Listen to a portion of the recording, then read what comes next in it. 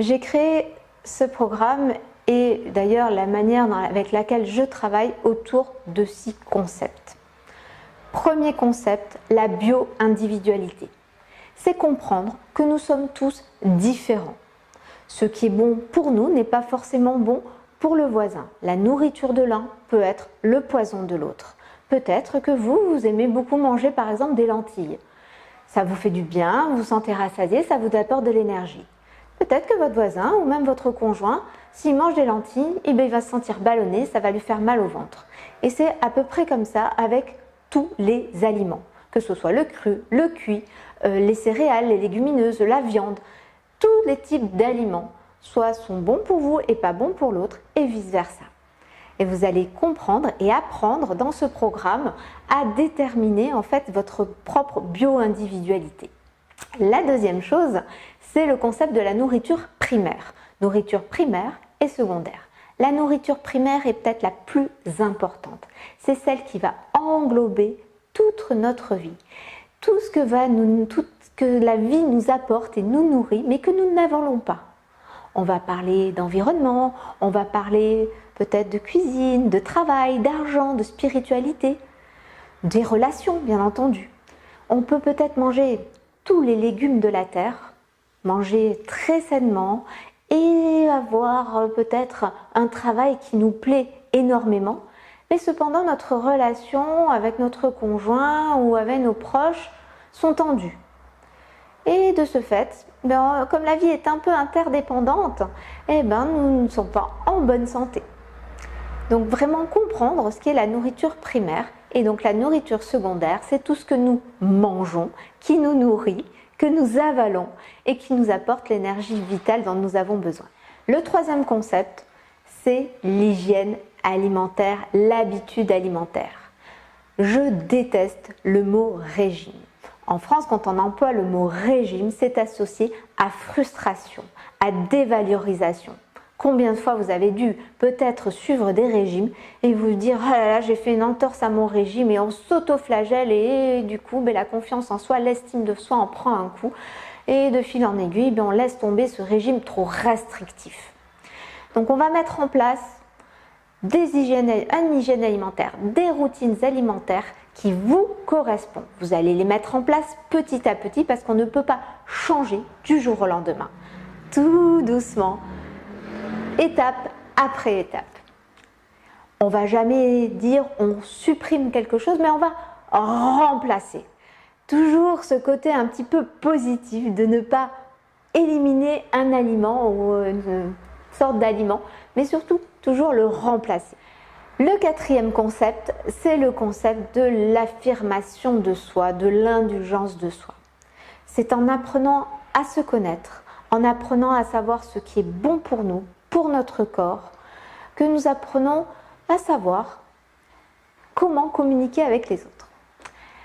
C'est-à-dire, je m'explique, je suis quelqu'un qui mange sans gluten. Attention, ce n'est pas ce que je dis à tout le monde, ne mangez pas tous sans gluten. Mais moi, ça me correspond à moi. Il m'a fallu des années, des mois, pour comprendre que le gluten me faisait du mal. J'ai eu beaucoup de problèmes intestinaux, des rectocolites, on m'a fait plusieurs examens et il s'avère que manger sans gluten me correspond. Au début, je n'osais pas le dire parce que soi-disant c'était une mode du sans gluten.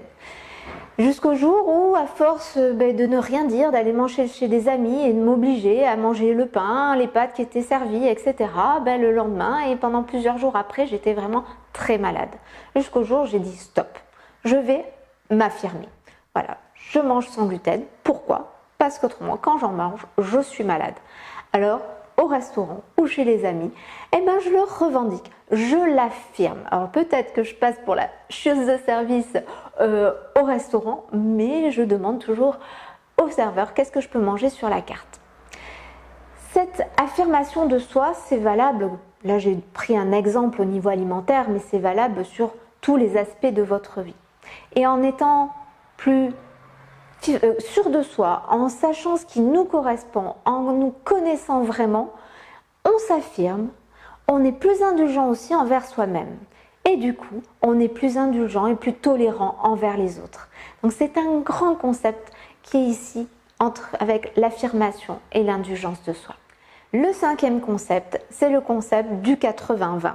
Et oui, 80% du temps, je fais attention, j'ai mon hygiène alimentaire, ma routine sportive, j'ai une vie parfaitement équilibrée. Et les 20% du temps, on s'en fout. C'est-à-dire, 20% du temps, si on n'a pas envie d'aller au sport parce qu'on est fatigué et que ça ne va pas nous apporter le bien-être qu'on a envie, on n'y va pas. Si on a très envie de ce gâteau au chocolat qui nous tente, pourquoi pas si c'est une fois de temps en temps? C'est pas ça qui va vous faire grossir, c'est pas ça qui va mettre en péril votre routine alimentaire ou votre hygiène alimentaire. Et surtout, ça va nourrir votre nourriture primaire. Ne refusez surtout pas un dîner entre amis, jamais. C'est ça qui va vous nourrir peut-être bien plus que la nourriture secondaire. Le sixième concept est peut-être un des plus importants pour avoir une vie parfaitement saine et une alimentation saine, c'est de manger vrai. Arrêtons de manger des produits transformés et ultra transformés. Ne mangez que ce que votre grand-mère mangeait à l'époque. Je pense que votre grand-mère ou arrière-grand-mère n'a jamais connu les Coca-Cola, les Mars, les bouillons cubes, tous ces sachets prêts à l'emploi. Donc mangez vrai, mangez sain et vrai. Pas transformé. Si vous souhaitez le transformer, transformez-le vous-même. Comme ça, vous savez ce qu'il y a à l'intérieur. J'espère que vous êtes d'accord avec ces concepts parce que c'est avec ceux-là que l'on va avancer ensemble.